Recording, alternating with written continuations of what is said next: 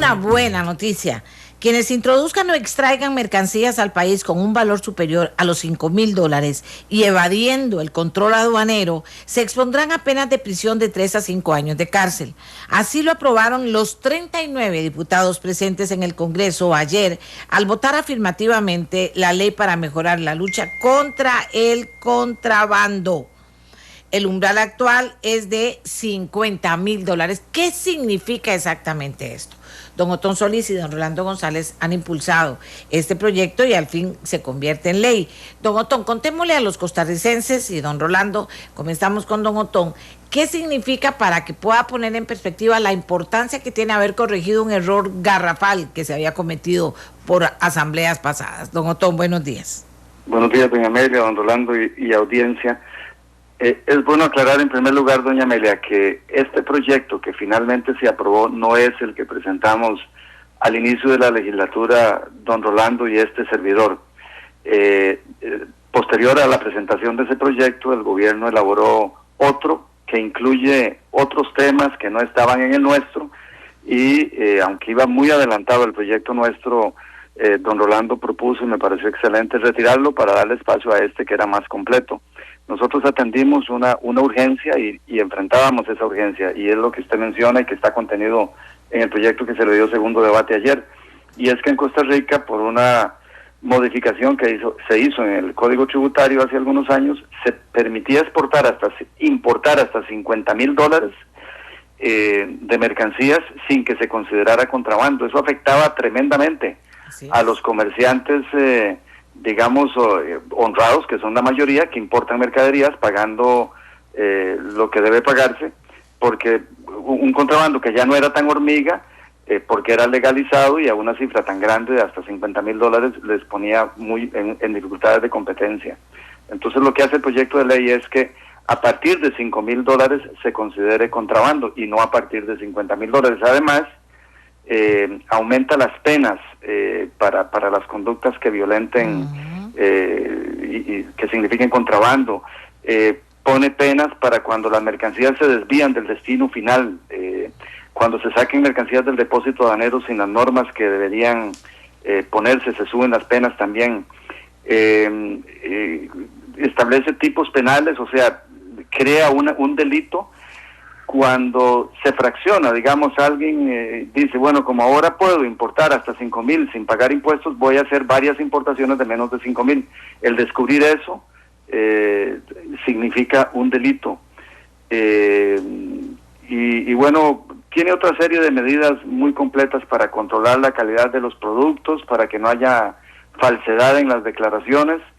Establece diferentes, o sea, se pueden poner sanciones administrativas rápidas por la autoridad aduanera y después seguirá lo penal, el proceso penal, pero permite poner penas administrativas fuertes a quienes practiquen o coadyuven a la práctica del contrabando. Así que va en favor del productor nacional, porque en realidad es una medida que incrementa el costo de importar algunas cosas, pero también del y sobre todo del comerciante honrado que paga sus impuestos, que se vean teniendo dificultad cuando se pueden importar hasta $50,000 sin pagar impuestos. Así es que es un buen proyecto de ley y por eso fue que don Rolando y yo retiramos el nuestro para que se aprobara aunque el nuestro pues buscaba ese fin. Bien, don Rolando, ¿qué nos aporta usted para que la gente pueda tener una idea de la importancia y del error que quieren a corregir ustedes? Muchas gracias por la oportunidad. Me parece que rescato 3 elementos. Uno, la madurez de 2 diputados que, teniendo un proyecto propio con 6 meses de adelanto, fuimos capaces de pedir que se postergara en beneficio de que se tramitara uno del Poder Ejecutivo más completo, más integral. Eso rara vez ocurre en la Asamblea Legislativa y me parece que fue un buen gesto de parte de Otón Solís y de este servidor. En segundo lugar, el Poder Ejecutivo acierta, y eso hay que reconocerlo, quienes hemos sido altamente críticos de algunas inacciones. En este caso reconocemos que el proyecto reúne requisitos y además fue atendido diligentemente por las autoridades del Ministerio de Hacienda para conseguir una convergencia de los diferentes partidos políticos. Y en tercer lugar, es una señal inequívoca de que antes de hablar de temas fiscales, queremos poner la casa en orden en alguna legislación necesaria. En este caso, es decirle a quienes dirigen redes de contrabando, a quienes actúan en el campo del contrabando, que el Ministerio de Hacienda tiene un instrumento nuevo, mucho más fuerte, mucho más categórico. A mí, lógicamente, me deja pensativo por el tema de la penalización, pero no veo otra manera de combatir este tipo de actividades. Con la legislación como está hoy, si se introducía al país un furgón con 15 millones acumulados, lo que se establecía era una multa y adelante con los faroles. Con esta nueva ley, quien sea detectado en una acción ilícita de este tipo irá para la cárcel. Tal vez el juez le dé una condición diferente por ser primario, pero ya la ley es mucho más dura y se armoniza con la ley centroamericana con la que habíamos roto vínculos, digámoslo así, por una decisión de la Asamblea Legislativa. Entonces, es importante haberlo aprobado, que haya sido por unanimidad y que el gobierno empiece a recuperar algunos instrumentos técnicos que le permitan combatir el contrabando. Y con el consenso de las partes, haber hecho el esfuerzo, gobierno, comerciantes, diputados, y hacer conciencia sobre un tema serio también, don Otón y don Rolando. Sí, hay un cambio notorio en esto, hay una participación de sectores diversos y tomo en consideración, además de que en esto participaron sectores empresariales del Valle Central, que normalmente se quejan mucho en el tema de contrabando, y también de la periferia del país, que en el caso del sur podrían tener criterios distintos, y se aunaron para endurecer la normativa en el Código Aduanero y le dan al país un instrumento que estará en vigencia muy pronto y que traerá un cambio. No digo yo que un cambio de un día para otro, pero sí es parte de una cultura diferente en materia tributaria que hay que construir a veces con leyes duras, y siempre deberíamos construirlo desde la base de los valores en la educación y en la familia, donde a ratos estamos aletargados. Bien, don Otón y don Rolando, a los dos les quiero aprovechar que los tengo, les quiero hacer una pregunta. ¿Cómo va el tema de poner tope a las pensiones de lujo? Que es otra cosa importante sobre el que creo yo que hay conciencia, pero no sé, voluntad política. ¿Cómo está el tema, don Otón? No sé, doña Amelia, no sé, porque ha habido lentitud, han habido proyectos presentados, pero el tema está en la Comisión de Hacendarios y el tema presupuestario absorbe la atención de la Comisión de Hacendarios, así es que yo no sé en detalle qué está pasando con los diferentes proyectos de ley. Sí sé que había apoyo a las ideas de Sandra Pisk, que el gobierno estaba también impulsando reforma a pensiones, pero a pesar del interés que tenemos, es un tema que no está en las comisiones de manera viva ahora, no está activo en las comisiones. Bueno, una vez que pasa contrabando, don Otón, ¿qué cree usted que es lo más importante que se está manejando en la Asamblea Legislativa y con qué futuro? Bueno, yo quisiera ver los proyectos fiscales avanzando, no solo los de renta e IVA, los que son impuestos propiamente dicho, sino los otros proyectos, el proyecto para combatir el fraude fiscal, donde entiendo que hay un acuerdo entre Liberación, la Unidad y el gobierno, y los otros proyectos, los que tienen que ver con exoneraciones, para revisar exoneraciones, el proyecto para revisar el manejo de los fondos de caja única, el proyecto de la Contraloría para tener presupuestos plurianuales, en fin, hay un paquete ahí de proyectos fiscales que me parecen muy importantes, y vamos a ver qué pasa con el tema de empleo público. El gobierno hace una propuesta para crear una comisión, no hay acuerdo unánime para que se cree la comisión, lo que se espera por mucha gente. A mí me parece también que eso es que el gobierno envíe una propuesta, y una vez que estén las propuestas, pues sobre esa base hacer la comisión si es necesario. Si es importante involucrar a los diferentes sectores, sindicales, empresariales, y la idea de una comisión mixta me suena bien, pero sí a partir de una propuesta, no para empezar de cero y que lleguen ahí varias propuestas. Creo que el gobierno debería hacer su proyecto, o si lo tiene listo, enviarlo, y que se parta de ahí para la discusión. Bien, no se me vaya, don Otondo. Rolando, ¿usted qué piensa? Creo que en una sesión de hace un par de meses yo le pedí a las autoridades del Ministerio de Hacienda que priorizaran para saber por dónde debíamos avanzar y señalaron como prioritario contrabando, ya les cumplimos. La segunda prioridad es defraudación fiscal. Tengo la impresión de que esta semana podríamos terminar, al menos en la Comisión de Asuntos Hacendarios, donde hay una gran convergencia. La última audiencia fue con el licenciado Francisco Villalobos, que nos dio luces importantes sobre algunos elementos que personalmente he emocionado. No sé si irá a haber mayoría o no con las mociones mías, pero sí hay voluntad, incluso me atrevo a decir que cercana a la unanimidad, para avanzar. De ahí la tercera prioridad, por razones constitucionales, será el presupuesto de la República, donde Liberación Nacional alcanzó un acuerdo con el Poder Ejecutivo y con el PAC para hacer una rebaja cercana a 50 mil millones de colones entre este momento y la ejecución presupuestaria del año entrante, lo que no asfixia al gobierno, pero sí da una señal de que todavía se puede contener más el gasto. Paso siguiente, habrá que dirimirlo entre exoneraciones, pensiones del Poder Judicial, que está en conocimiento de hacendarios, el tope a pensiones y caja única, que es otro proyecto en el que tiene interés el Poder Ejecutivo. En general, en el caso de Liberación Nacional, hemos querido propiciar que el gobierno complete el menú de legislación requerida antes de entrar a discutir temas fiscales, en lo que atenderemos lo que el presidente de la República dijo hace año y medio, es que en el 2016 se discutirá el tema fiscal y no antes. Si se aprueba, si se imprueba, si se modifica, eso lo veremos en su momento. Hoy queremos dotar al gobierno del instrumental jurídico que considere y consideremos pertinente para mejorar la recaudación, los controles, la administración tributaria y en el caso de las pensiones, la afectación de uno de los grandes disparadores del gasto.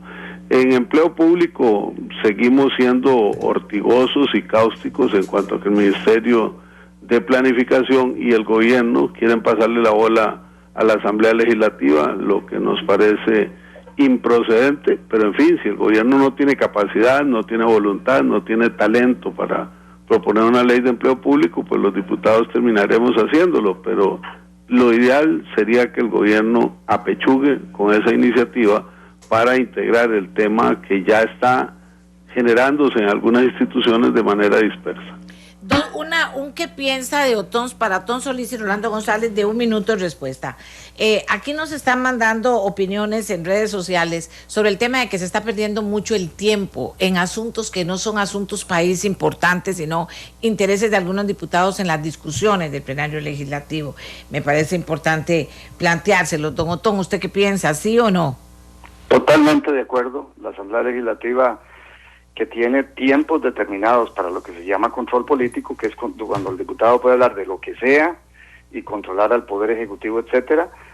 Hay todos los días un espacio para control político y el miércoles un espacio más amplio, pero se gasta aproximadamente el 98% del tiempo en control político, porque los diputados y diputadas en su gran mayoría se desvían del tema en discusión del expediente y entonces caemos en otros tipos de valoraciones, y a veces para impedir que se vote el expediente en discusión, a veces porque se quiere entrar en desvíos del tema. A mí me preocupa mucho eso, y si el presidente intenta quitarle la palabra a un diputado, decirle, mire, usted no está hablando del expediente en discusión, entonces por lo general los diputados apelan la decisión y eso nos lleva a gastar un montón de tiempo en todos los recursos que existen. Un día de estos en comisión de reglamento propuse y fue acogido por los diputados y diputadas de la comisión el que en el caso en que el presidente le quite la palabra a un diputado o diputada porque se desvió del tema, que no sea apelable esa decisión. Vamos a ver qué pasa en el plenario, pero sí, la respuesta sí a su pregunta. Hay mucho desvío de temas y otros temas se tocan, hasta temas privados se han llevado estos días a la Asamblea Legislativa que nada tienen que ver, y retos a boxear. Es decir, claro que nos desviamos del tema y debo decirlo, muchos diputados se desvían del tema. Yo evito hablar mucho en la Asamblea Legislativa para que avancemos a la tentación de opinar y expresar una posición, y es siempre ahí, pero algunos evitamos hablar para que avance el proceso, otros pues es diferente la situación. Ojalá que logremos un balance.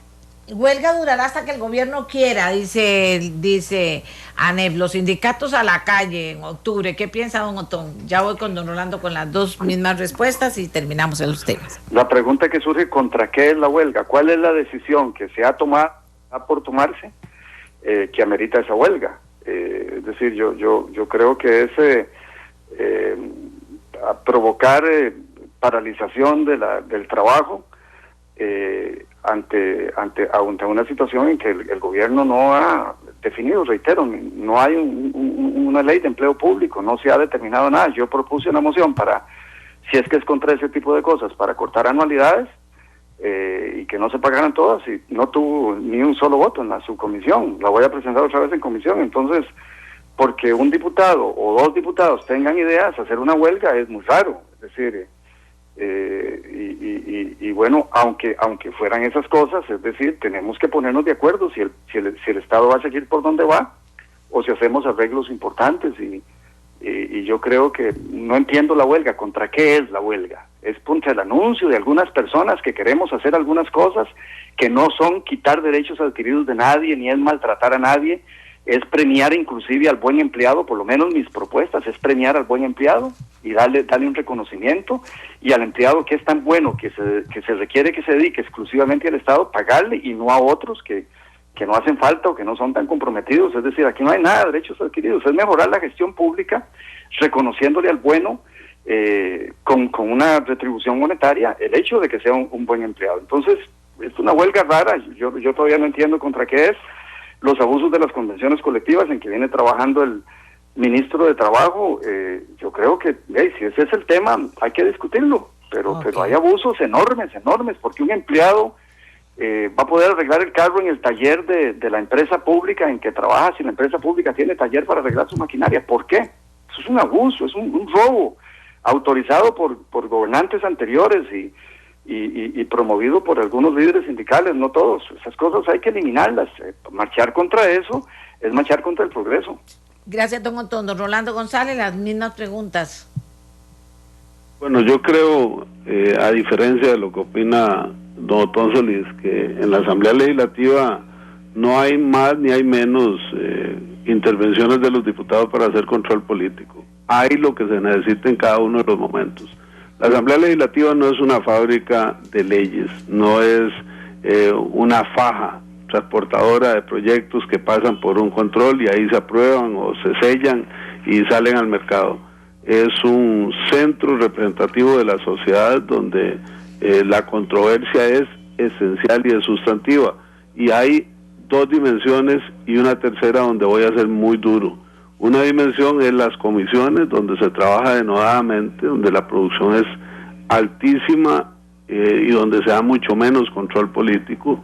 A veces se ejerce fuerte en temas, por ejemplo, lo del muelle de Portete, todos los días sale una pieza nueva. Si no se hiciera el control político, eso no se habría conocido públicamente la magnitud que ha salido hasta hoy, gracias a la iniciativa de este diputado y de algunos medios de comunicación. En segundo lugar, creo que hay que considerar el plenario, donde sí se da a veces un exceso en el uso de la palabra, pero es consustancial en la acción política. Y hay un tercer aspecto donde soy completamente descalificador de la labor de la Asamblea Legislativa. Las comisiones plenas están paralizadas hace meses y eso no se justifica, no es admisible. ¿Y por qué están paralizadas? Porque hay diputadas y diputados de distintas fracciones, ninguno de Liberación Nacional, que abocan proyectos de ley e impiden que las comisiones plenas los conozcan. Al abocarlos los paralizan porque el plenario tiene que pronunciarse, entran a la lista del plenario y no hay manera de resolver. Esto es técnicamente procedente, éticamente me parece que es un abuso porque impide pronunciarse a favor o en contra. Don Rolando, no sesionan.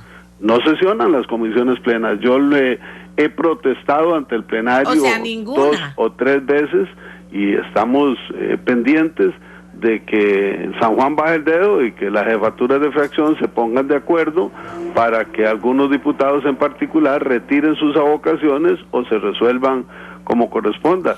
Don Rolando, ¿qué significa paralizadas? Para que la gente pueda entender, ¿qué significa que están paralizadas? ¿Las paralizan los integrantes? ¿Las paraliza un partido? ¿Quién paraliza eso? ¿Qué es estar paralizado? Cualquier diputado que presente una solicitud de avocación sobre el proyecto que se esté conociendo, hace que ese proyecto no se pueda discutir en la comisión y por lo tanto la comisión queda paralizada. No hay sesión, no se conoce nada. Eso es lo que está pasando ahora. En las comisiones plenas, a diferencia de todo lo demás, no hay control político. La comisión plena es de producción legislativa pura. Entonces, ahí yo sí tengo un reproche, y es a la colectividad de la Asamblea Legislativa que utiliza ese instrumental que es legal, pero es, me parece a mí que políticamente improcedente y excesivo. Que se use ocasionalmente está bien, es un instrumento, pero convertirlo en una acción permanente es sabotear la actividad de la Asamblea Legislativa en las comisiones plenas.